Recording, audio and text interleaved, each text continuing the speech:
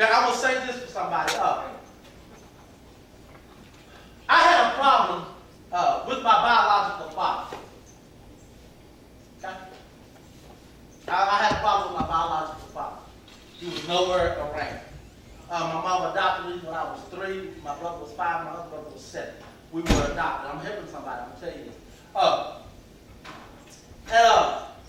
I kind of had some hatred in my heart. Okay, for my biological father. Now I had a father which adopted me. That's who I call Dad. But it's something I still kind of want to find my biological father. Okay, I'm 36. Here recently, I found my biological father. God is good.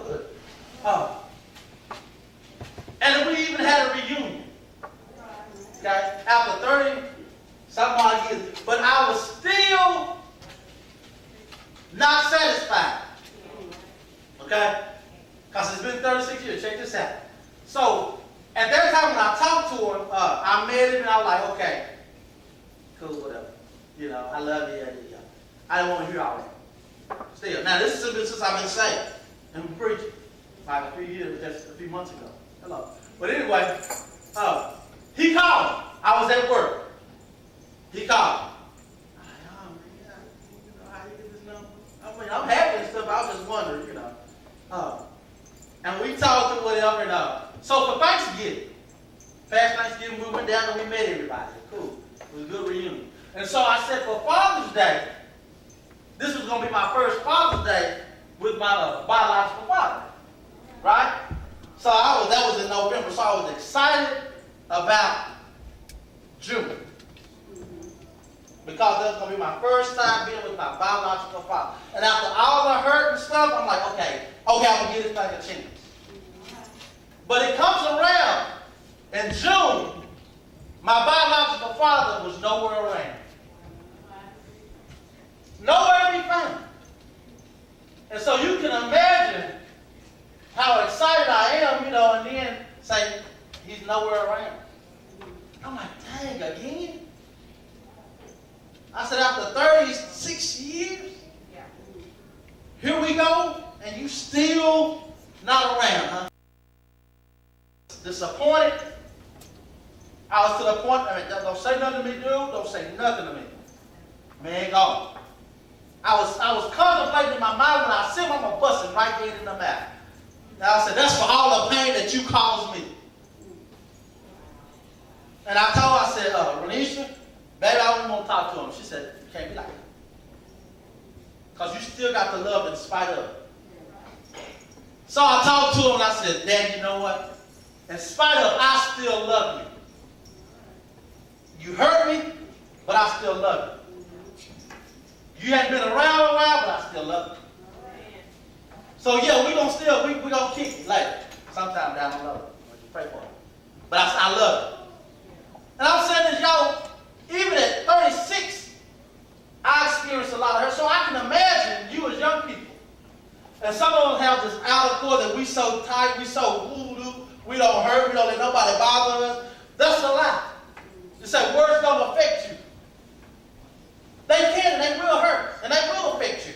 Whether it be friends, whether it be mom, whether it be dad, they can say some stuff that can just really just woo.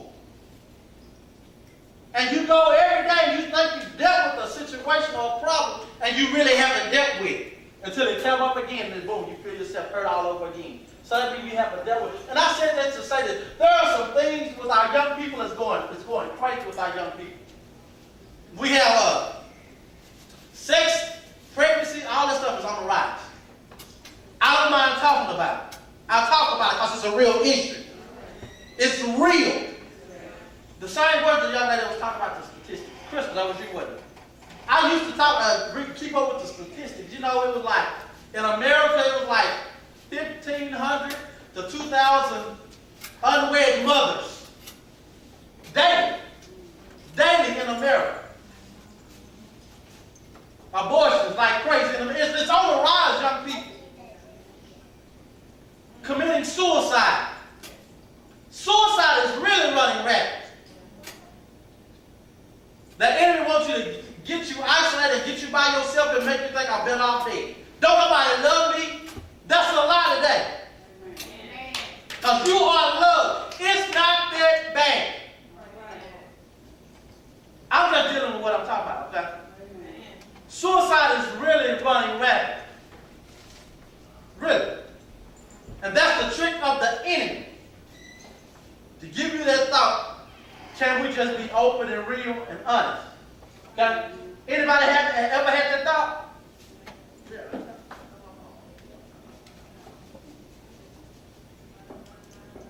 Do you see what's going on? And I'm going to say this. That sex demon is going crazy. Back I was growing up, that's some stuff you just wouldn't talk about. But I believe if you talk about it, you can handle it. You can deal with it. But if you don't ever talk about it, then what? So many pregnancies. So many young people trying to experience something they don't know nothing about. Just because some knuckleheads say, I love you. Or you think you are so in love. Well, if he loves you, he'll wait. And it ain't always him now. We got some bold young ladies. I was at TMS. And a young lady walked up to a guy and grabbed his crotch and said, how you doing? In school. Yes, sir. Yes, sir. This is wild. It's wild. Yeah.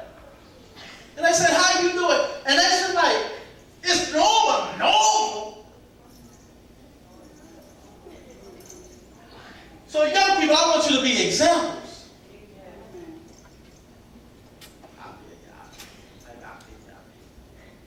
Can I just pray?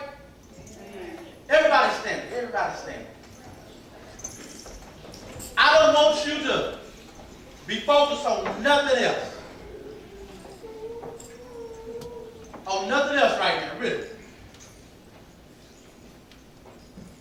We're getting ready to go back to school. Good. But I want to deal with some real issues. Some things, let me say this. Y'all close your eyes. Let's close your eyes. Sometimes something will attach itself to us that we can't really shake, and we don't really understand how to get out of it or deal with it. And we continue to feed that thing that we're trying to deal with that nobody talked to us about. We continue to feed it, and then we understand it eventually has a hold on us, and we don't know how to let that thing go or what to do to get out of it. Today, I want you to get it in your mind, really. If there's something that you need some help with, I don't want you to just come running up here. I don't want you to just do that. What I want you, if there's something that you need some prayer with, about, I need you to come to the altar today. Really. If there's some hurt, there's some issues that you've been dealing with that you just can't shake, today is your day. I need you to come to the altar. We talked about suicide. If that's you, you need to come to the altar. That thing is for real.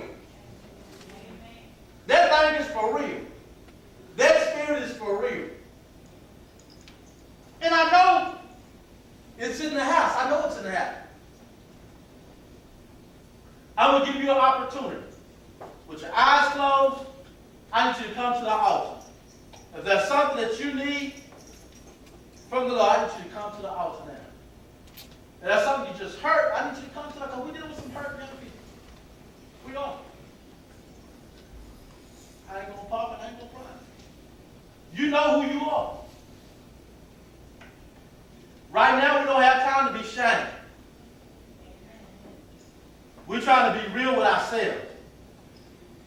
We're trying to get the deliverance from that thing today. Whatever's got you, you need to come onto the altar. Thank you. One.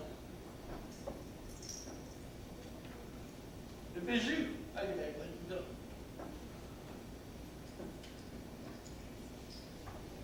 Tomorrow is not promised to you.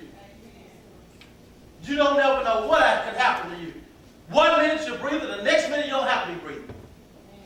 We take life so for granted sometimes. A 2-year-old girl she died in a house fire. 2 years old, 3. Stuff is happening, people. Not only to the old, but to the young too. The question is, will you have yourself together? I got one up here, I'm going to pray with you. Can we just lift your hand?